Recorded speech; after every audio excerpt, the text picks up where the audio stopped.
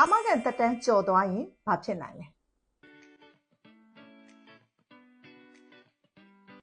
မင်္ဂလာပါရှင်ကျမကတော့ AI မြန်မာရဲ့ Financial Service Consultant ဖြစ်တဲ့မကေခိုင်ဝင်းဖြစ်ပါတယ်ရှင် Premium ကြီးသွင်းမှုက2လလောက်ကြော်သွားပြီးအခုမှပြန်သွင်းလို့ရသေးလားကျမစီကိုဒီလိုမေးခွန်းမျိုးတွေခဏခဏလာမေးကြပါတယ်ဟုတ်ကဲ့ပြန်သွင်းလို့တော့ရပါသေးတယ်ဒါပေမဲ့သင်မသိတဲ့ဆုံးရှုံးမှုကြီး3ခုတော့ရှိနေပါတယ်ကျမရဲ့အာမခံမှာရက်30 grade PDF ပေးထားတယ်ဆိုပြီးတော့အချိန်မဆွဲသင့်ပါဘူးเนาะ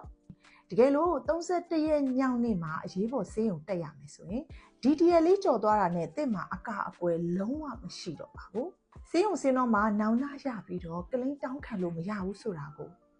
သိထားစေချင်ပါတယ်ကျမတို့ရက်လွန်မှာအာမခံကိုပြန်အသက်သွင်းတဲ့အခါကျမတို့စောင့်ကြည့်ကာလရက်60ကိုပြန်စောင့်ရပါတယ်ဆိုလိုတာက premium ပြန်ပေးသွင်းပြီးပြီမယ်နောက်ထပ်3လအတွင်းတစ်ခုခုဖြစ်ခဲ့ရင်အာမခံကုမ္ပဏီကတာဝန်ယူပေးမှာမဟုတ်ပါဘူးဒါဟာအသစ်ပြန်ထားရတယ်လို့ဖြစ်သွားတာပါတက်တန်းပြတ်နေတဲ့ကာလအတွင်းမှာကိုယ်မှာယောဂတစ်ခုခုဥပမာအပြည့်ကျမတို့သွေးတိုးစီးကြောဖြစ်သွားခဲ့ရင်အာမခံပြန်သွင်းတဲ့အခါမှာဒီယောဂကိုကုမ္ပဏီကအကာအကွယ်မပေးတာမျိုးဒါမှမဟုတ်လုံတင်တဲ့အပိုကြီးပေးရတာမျိုးတွေကြုံနိုင်ပါတယ်ဒါကြောင့်ကျမအကြံပြုချင်တာကတော့တက်တန်းမလွန်ခင်တပတ်အလိုတွေကကြိုသွင်းထားတာတော့အကောင်းဆုံးပဲဖြစ်ပါတယ်ရှင်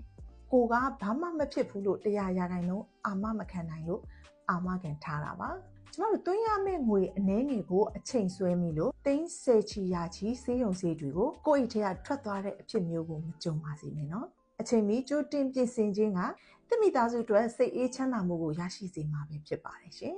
ဒီနေ့ကျမပြောပြတဲ့အကြောင်းအရာလေးတွေကအကျိုးရှိမယ်လို့မျှော်လင့်ပါတယ်ရှင်တခြားသိလို့တာများရှိရင်လည်း comment မှာမှတ်ပြီးတော့မေးခဲ့လို့ရပါတယ်ရှင်။တာယာပရှင်တဲ့နေ့ကိုပိုင်ဆိုင်နိုင်ကြပါစေ။ကျေးဇူးအများကြီးတင်ပါတယ်။